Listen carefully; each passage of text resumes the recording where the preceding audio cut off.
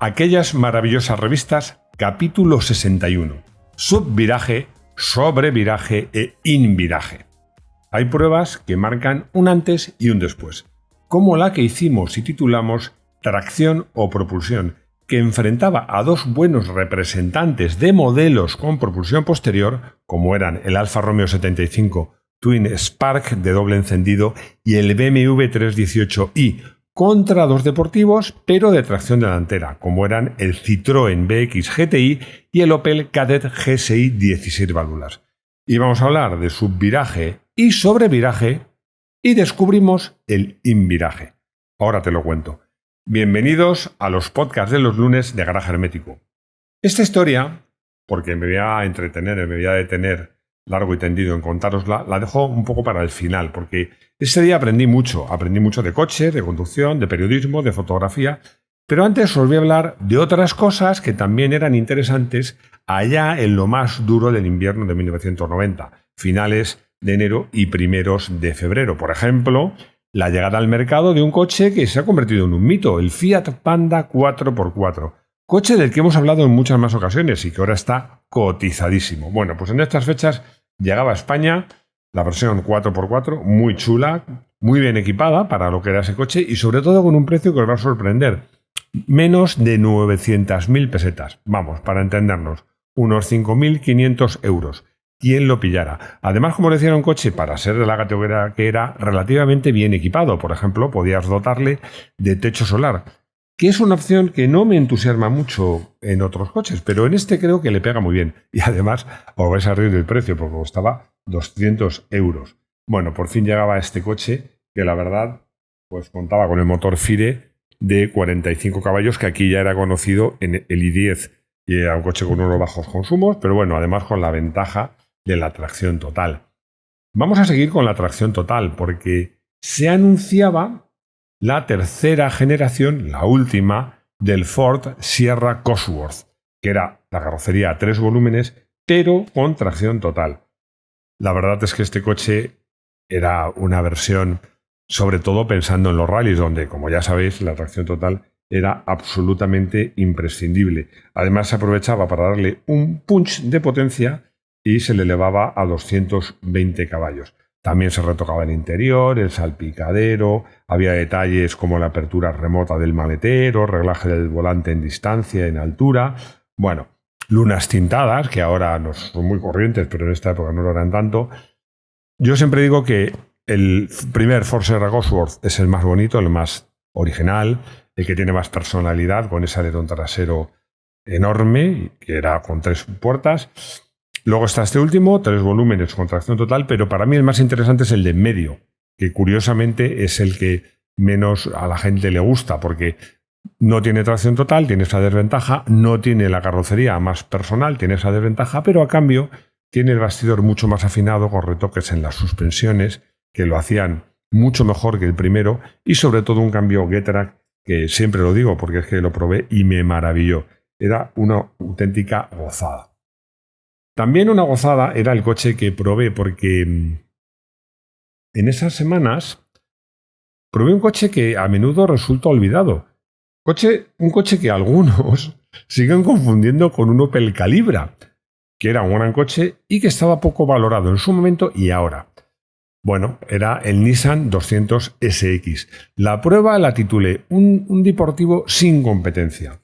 ¿Por qué? Porque argumentaba en esta comparativa, bueno, en esta prueba, no era una comparativa, era una prueba individual, que este coche estaba muy bien, era un coche que daba 171 caballos, tenía un precio razonable, muy buen equipamiento, unas suspensiones bastante refinadas. En ese momento los japoneses quizás estaban un pasito por detrás de los europeos, pero lo que comentaba en esta prueba, que no es comparativa, la comparativa entra después, era que había coches en esta categoría que eran claramente más deportivos, pero menos agradables en el día a día, menos prácticos, menos refinados, un poquito más toscos, y había coches que eran claramente más orientados al día a día, con más confort, incluso más equipamiento, a lo mejor más tamaño, pero que no cumplían tan bien como deportivos. Y que este coche se situaba en un punto medio que era muy, muy bueno y muy recomendable.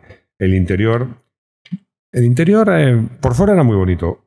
Bueno, sí que es verdad que se puede confundir a lo mejor con un Calibra, pero bueno, este para empezar lleva faros retráctiles.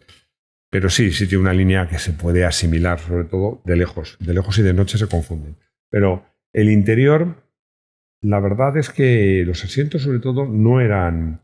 parecían fundas. De hecho, en el pie de foto decía, no son fundas. El tapizado de los asientos es así. Bueno, en esta época los japoneses todavía le faltaba un poquito para darle un cierto encanto al interior de los coches, pero técnicamente el coche era una verdadera maravilla. Vamos a hablar de un coche. Hemos hablado de este coche diciendo que era casi desconocido o poco conocido. No, del que voy a hablar ahora no es poco conocido, es casi desconocido, porque era un coche francés.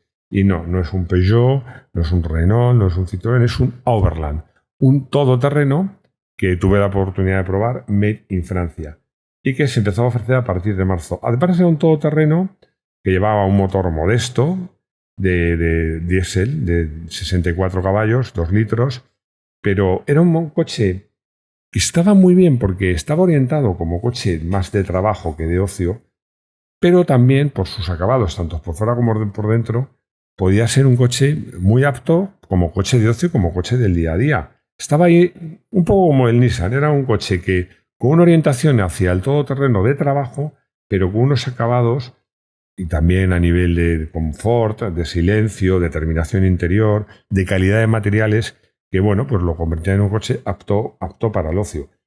Lo más destacable de este coche era que tenía unas cotas en campo, por ejemplo, una altura de vadeo que llegaba casi a los 60 centímetros y una altura libre de más de 25 centímetros, que era mucho. Bueno, contaba con ejes rígidos, que era lo que se llevaba en la época. Eso sí, llevaba resortes helicoidales y la verdad es que el coche por campo tuve oportunidad de probarlo y era una maravilla. Bueno, eso de probar coches está bien. Hay días en los que te levantas para ir a trabajar, te despiertas y dices, ¿qué tenía que hacer yo hoy?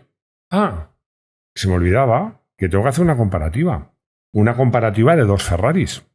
Y ese día te sientes afortunado y piensas, no sin razón, que tu trabajo pues no es el mejor del mundo. Para mí el mejor trabajo del mundo hubiese sido ser piloto profesional, pero si no es el mejor, desde luego es uno de los mejores y está en el podio. Bueno, la verdad es que era un momento clave en el que había un cambio generacional en Ferrari. Ya no estaba el Commendatore y el Ferrari 328, que era el modelo de acceso, dentro de lo que puede ser un modelo de acceso en un Ferrari, pues había quedado un poquito antiguo. Yo os diría, fijaos, más que antiguo por concepto o por técnicas, más que antiguo por técnicas, había quedado antiguo por concepto, porque era un coche no muy confortable, muy pequeño por dentro y con muy buenas prestaciones, muy buena estabilidad, pero unos acabados no tanto en cuanto a la calidad real, sino en cuanto a la calidad percibida, que no eran los mejores. En todo esto, el 348 era un salto de calidad brutal. A mí me gustó mucho más el 348, entre otras cosas, una razón de peso. Es que cabía. Y el del 348 iba muy, muy cómodo, mientras que en el 328 conseguía entrar, pero con dificultad. La verdad, se hace una reflexión. El 348 demostraba una cosa. Para aquellos que pudieran estar preocupados por la era Ferrari post-Commendatore, y es que Ferrari estaba más vivo que nunca y que estaba claro que iba a seguir haciendo supercoches, como había sido el F40, luego llegaría el F50 y otros muchos, coches súper deportivos, súper exclusivos, pero también iba a hacer coches que dentro de lo exclusivo que es un Ferrari, pues eran otra cosa y eran más utilizables. El 348 no deja de ser un Ferrari, no es un coche para moverte por la ciudad ni para hacer un viaje largo, pero comparado con el 328, como os digo, era un coche mucho más utilizable. El comportamiento era muy similar, fantástico, se comportaban como verdaderos monoplazas. Pero el 348, fijaos que la suspensión yo creo que era incluso un poquito más firme, pero mejor amortiguada. Y no solo era más confortable, sino que era más progresivo. Y bueno, más potente, aunque la verdad poner entre 270 caballos a 300 tampoco es que sea una diferencia abismal y se compensaba con el peso. Aquí fijaos que más importante que el peso, que el del 328 era 1.350 kilos y 1.450 en el 348, era el reparto, que fijaos, como os he dicho, hay 100 kilos de peso, pesa más 100 kilos más el 348, pero el reparto de pesos, esto no es casual, es idéntico y es óptimo. 43% delante, 57% detrás. 47, 57. 43, 57. Me estoy liando con las cifras. 43, 57. Yo creo que un reparto de pesos absolutamente perfecto. Y bueno, como os digo, también el interior del 348, aparte, como os digo, de mucho más amplio, dentro de lo que es amplio, que puede ser un coche así como motor central y biplaza, era más confortable, los asientos, tenía más equipamiento. Y luego los pilotos traseros, que estaban un poco inspirados en el Testarossa, que eran horizontales y rectangulares en el 348. A mí, francamente, me gustaban más los redondos del 328. Pero bueno, eso es lo de menos. La conclusión decía que el nuevo Ferrari es mejor. Ha perdido un poco de carácter, pero sigue siendo un coche con carácter, a pesar de que tenía ABS y que, por confort, es un poquito más burgués, pero sigue siendo un Ferrari hasta la médula. Y luego la conclusión era, lástima que solo unos pocos puedan llegar a averiguarlo por experiencia directa. Bueno, yo fui uno de esos pocos, no un propietario, pero sí tuve oportunidad de probarlo. Vamos a ver, siempre he dicho que hay marcas que son marcas para los que saben de coches. Una de esas marcas, siempre he comentado, es una marca a la que tuve mucho cariño, que era Saab, y la otra puede ser Subaru. El Legacy 2.2 GX, por supuesto, 4x4, pues era una prueba de lo que decía, porque poníamos lo mejor. Voy a empezar por lo peor, instrumentación incompleta. Bueno, eso era muy típico japonés en esta época. Suspensión algo blanda y dirección imprecisa. Bueno, estaba relacionado. Era una suspensión para dar confort al coche y que se traducía en una dirección un poco imprecisa. Pero se decía muy buen equipamiento, calidad, comodidad, relación, valor, precio. Bueno, se decía es un coche de unas altas cotas de seguridad y comodidad gracias a la combinación de la tracción total con un buen bastidor y todo ello a un precio interesante. Como os digo, es un coche... Bueno, el título cerca de las estrellas. Ya sabéis que el símbolo de Subaru es una constelación. Un coche de 136 caballos para 1.300 kilos. No era un disparo, pero realmente era un coche que merecía la pena y que en España era muy poco conocido. Subaru sigue siendo muy poco conocido, pero sigue siendo para mí una marca, como yo digo, de esas marcas que son para los que saben de coches. Llegamos por fin a la famosa comparativa de tracción o propulsión. Vamos a ver. La reflexión que se hacía en la entradilla es que se decía que la tracción delantera poco a poco iba desplazando la propulsión posterior. Lo que pasa es que decía que hay coches con planteamiento deportivo que tienen buenos bastidores tanto con un sistema de propulsión o de tracción como con el otro. La prueba, la idea era pues reflexionar un poco acerca de qué cabe de esperar de un coche deportivo y si un coche con tracción delantera puede ser realmente deportivo o es más enriquecedor conducir un propulsión trasera, que yo sigo pensando a día de hoy, a pesar de que los dos coches de tracción delantera aquí representados eran excepcionales, pues la verdad es que me sigue gustando más conducir un coche de propulsión trasera. La idea de la comparativa estaba clara. Yo le pedí a los probadores, porque ese día no pude acudir a hacer la sesión de pruebas. Me encantaba la sesión de pruebas porque, entre otras cosas, era una oportunidad de darle zapatilla a los coches. Le dije al fotógrafo, quiero en la misma curva, con el mismo enfoque, en el mismo punto, a los dos coches de propulsión trasera deslizando atrás y a los dos coches de tracción delantera subvirando, derrapando de delante. El encargo estaba claro. Fueron 4 probadores. Bueno, las fotos las estoy viendo. Efectivamente se ve a los dos coches de propulsión posterior saliendo de la curva derrapando, porque a los probadores, y en esa época, si les decía que había que derrapar, les hacías más feliz que una perdiz. Con los tracción delantera, a ver, vamos a ser claros, con el GSI era muy fácil, porque el GSI subviraba en cuanto lo apoyabas y acelerabas fuerte, ese motor tan potente con tantos bajos, pues ponía en apuros, al eje delantero y hacía que el coche deslizara. Pero el BX no. Es que el BX, con la suspensión neumática, tenía un límite altísimo. El probador, no voy a decir el nombre, que estaba en el BX, era un buen conductor, tan bueno como los demás. Pero por más que entraba más y más rápido, cuando giraba, el coche entraba. No conseguía...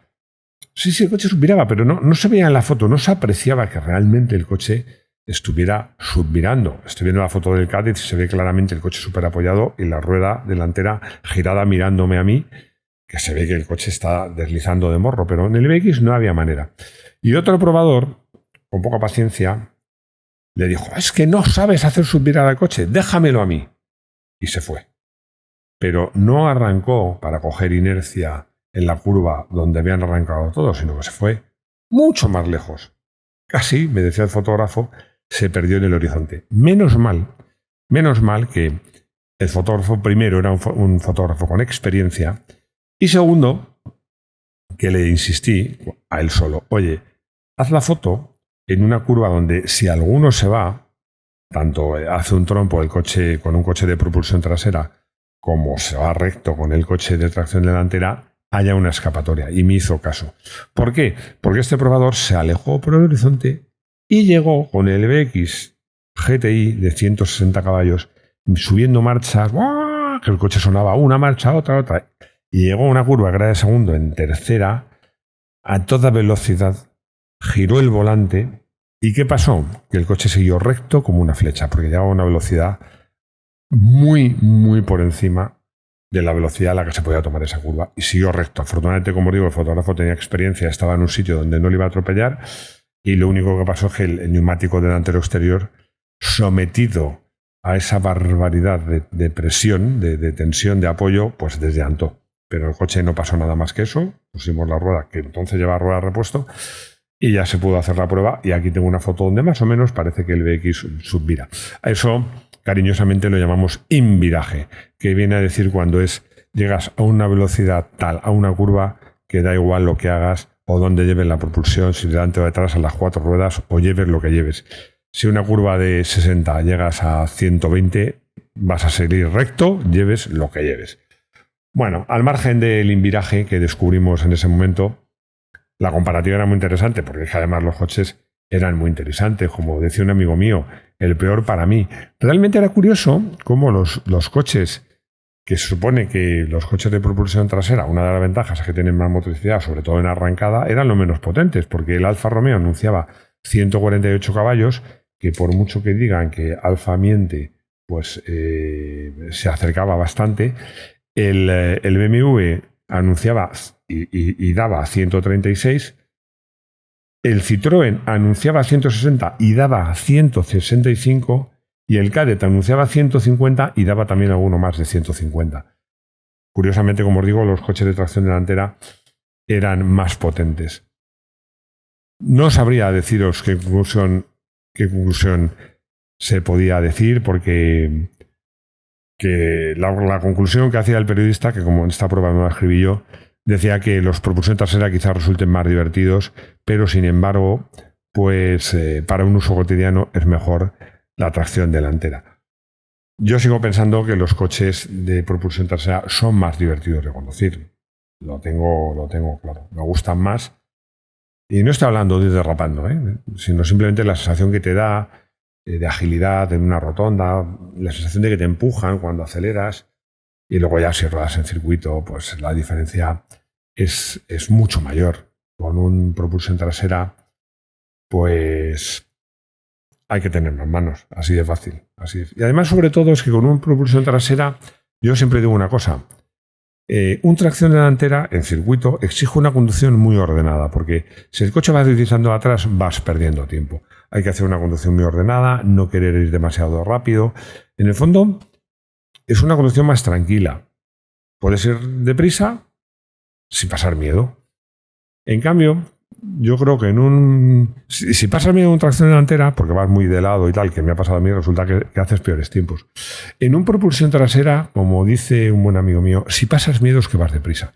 Yo me acuerdo con el Porsche 968, cuando bajaba en la curva de Bugatti, para los que no conozcáis el circuito, es una curva que si tienes valor y coche, y dependiendo de la potencia, puede ser fondo, pero es una curva en bajada, o sea, es decir, contraperaltada, de izquierdas rapidísima, que se hace en cuarta a fondo, pero que nada más pasar la curva hay que frenar, porque tienes una curva cerrada a izquierdas, que afortunadamente es muy peraltada.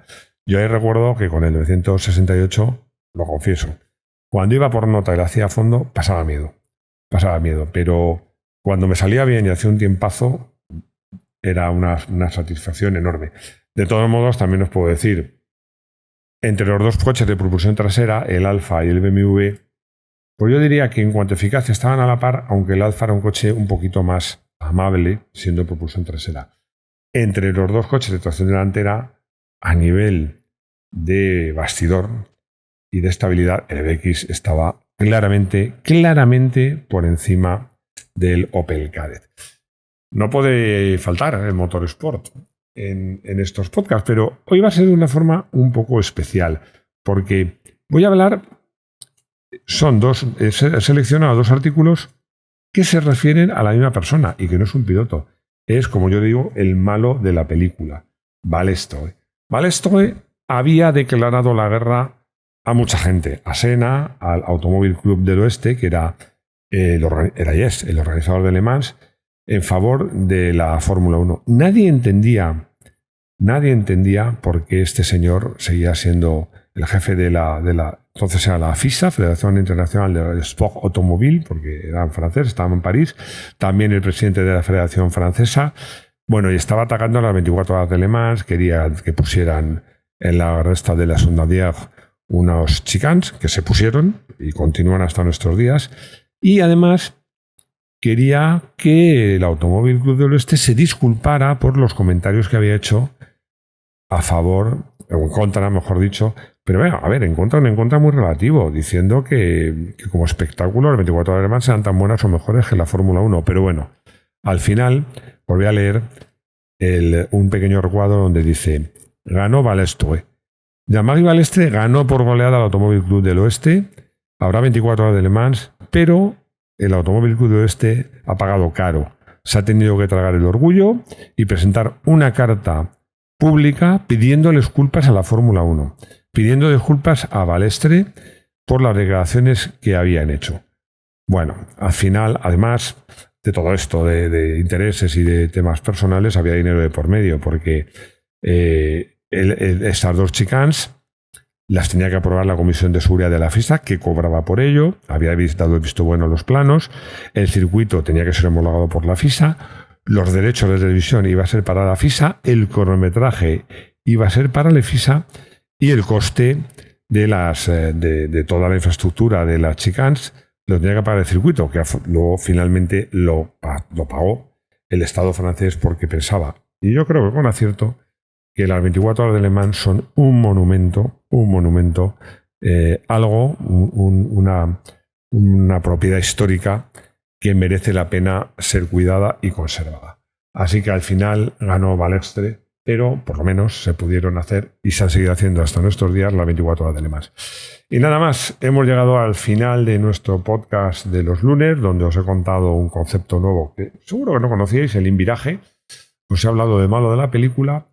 Y siempre acabo dándoos las gracias por escucharme, por seguirme, por ver los vídeos los que los veáis, por ser suscriptores, por ser miembros los que lo seáis, y pidiendo que, esperando que me escuchéis de nuevo aquí, en los podcasts de los lunes de Garaje Hermético. Hasta pronto.